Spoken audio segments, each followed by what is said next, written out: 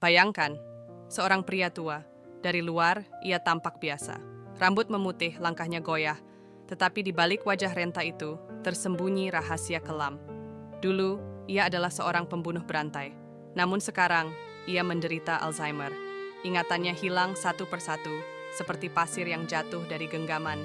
Ia tak lagi yakin siapa dirinya, atau apa yang nyata di sekitarnya.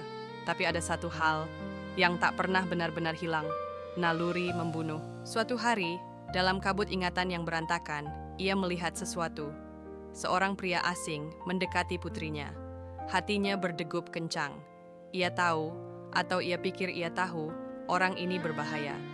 Dengan sisa kesadaran yang ia miliki, ia bertekad. Ia harus melindungi anaknya. Apapun taruhannya.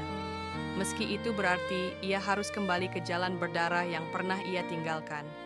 Tapi pertanyaannya, benarkah instingnya tepat?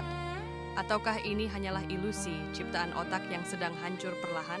Inilah inti dari novel Catatan Seorang Pembunuh yang Pikun, karya Kim Young-ha. Sebuah cerita yang mengurung kita di dalam pikiran seorang narator yang tidak bisa dipercaya. Ingatannya terpotong-potong, waktunya melompat acak, dan kenyataan bercampur dengan halusinasi.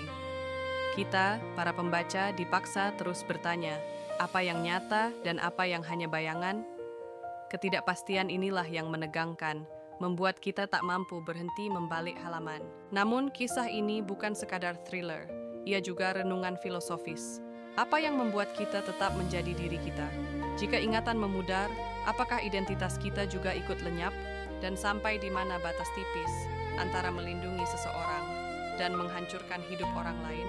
Di balik darah dan misteri, tersembunyi cinta seorang ayah. Cinta yang mendorongnya untuk bertahan, meski dirinya sendiri perlahan lenyap. Novel ini terbit pertama kali pada tahun 2013 dan segera mengguncang dunia sastra Korea.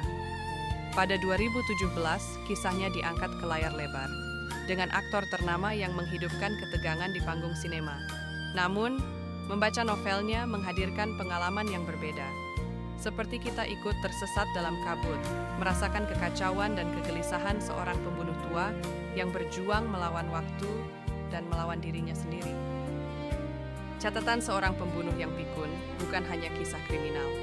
Ia adalah perjalanan ke dalam jiwa manusia, menggabungkan ketegangan thriller, drama keluarga, dan pertanyaan filosofis yang dalam.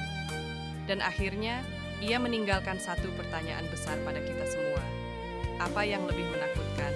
Kehilangan ingatan atau menemukan kembali sisi gelap yang pernah kita lupakan?